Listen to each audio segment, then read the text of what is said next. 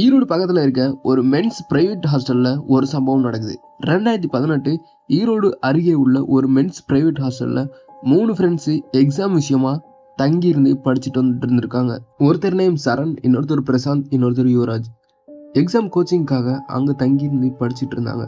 அவங்க தங்கியிருந்த hostel building ரொம்ப பழைய பில்டிங்கா இருக்கும்.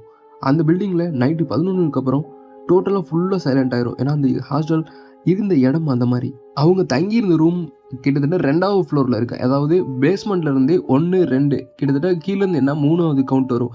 அந்த ஃப்ளோர்ல தங்கியிருக்காங்க. இவங்க தங்கியிருக்க அந்த ஃப்ளோர்ல ஒரு ரூம் வந்துட்டு பல மாசமா பூட்டப்பட்ட நிலையிலேயே இருந்திருக்கு. புரியுற மாதிரி சொல்லணும்னா அந்த ரூமோட வெளியே இருக்கிறது திறங்குற அந்த ஹேண்டில்ல கூட டஸ்ட் இருக்கும். அந்த அளவுக்கு அந்த ரூம் யூசேஜ் இல்லாம இருந்திருக்கு.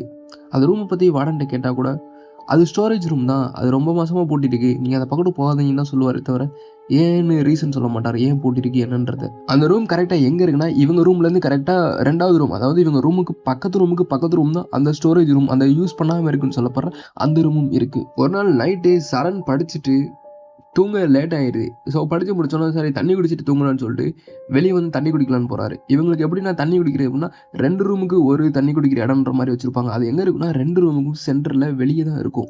ஸோ இவர் தண்ணி குடிக்கலான்னு வெளியே வராரு. வெளியே வரும்போது ஒரு சத்தம் அவருக்கு தெளிவா கேக்குது. என்னடா இந்த சவுண்டு கேட்குற மாதிரி இருக்குன்னு சொல்லிட்டு கண்டுக்காம தண்ணி குடிக்க கிட்ட போகும்போது அகைன் அந்த சவுண்டு கேட்குது. டிக் டிக் டிக்னு இந்த மாதிரி கேட்கும்போது எங்க இருந்தா அந்த சவுண்டு வருது அப்படின்றதுக்காக நல்லா நோட் பண்றாரு. நோட் பண்ணும்போது அந்த சவுண்டு அந்த ஸ்டோரேஜ் ரூம்ல இருந்து வர்றது இவர் கிளியரா தெரியுது. என்னடா இதுன்னு சொல்லிட்டு ஒண்ணுமே புரியாம இருக்காரு. ஏன்னா அந்த ஸ்டோரேஜ் ரூம் ஆல்ரெடி ரொம்ப வருஷமா பூட்டி தான் கிடக்கு. அப்படி இருக்கும்போது எப்படி இது சவுண்ட் வருது, ஒருவேளை நமக்கு தான் பிரம்மையா இருக்கும்னு சொல்லிட்டு தண்ணி குடிக்கிறத நிப்பாட்டிட்டு வேகமா போயிட்டு அவங்க ஃப்ரெண்ட்ஸுமே எழுப்பிட்டு இப்படி தான் அங்கே சவுண்டு கேட்குதுடா, வாங்க என்னன்னு பார்க்கலாம்னு சொல்லிட்டு அவங்க ஃப்ரெண்ட்ஸ்ட்டையும் சொல்கிறாங்க. ஃப்ரெண்ட்ஸ் எல்லாரும் சேர்ந்து அங்கே என்னதான் சவுண்டு கேட்குது அப்படின்னு சொல்லிட்டு பார்க்கறதுக்காக அந்த டோர் கிட்ட போகும்போது இதுக்கப்புறம் என்ன நடந்துச்சுன்றதை நான் ஒரு லாங் வீடியோ ஃபார்மேட்டில் போட்டிருக்கேன். நீங்கள் பார்க்குற இந்த வீடியோவில் அதையும் நான் மென்ஷன் பண்ணியிருக்கேன், மறக்காம செக் பண்ணி பாருங்க. இன்ஸ்டாவில் இந்த வீடியோ பார்த்துட்டு இருக்கீங்கன்னா மறக்காம கமெண்ட்டில் எல்லாருமே பார்ட் 2 இல்லைனா ஃபுல் வீடியோ அப்படின்னு சொல்லிட்டு கமெண்ட் பண்ணுங்கள். நான் உங்களுக்கு டைரெக்டாகவே அந்த வீடியோட லிங்க்கை நான் உங்கள் டிஎம்க்கு சென்ட் பண்ணுறேன்.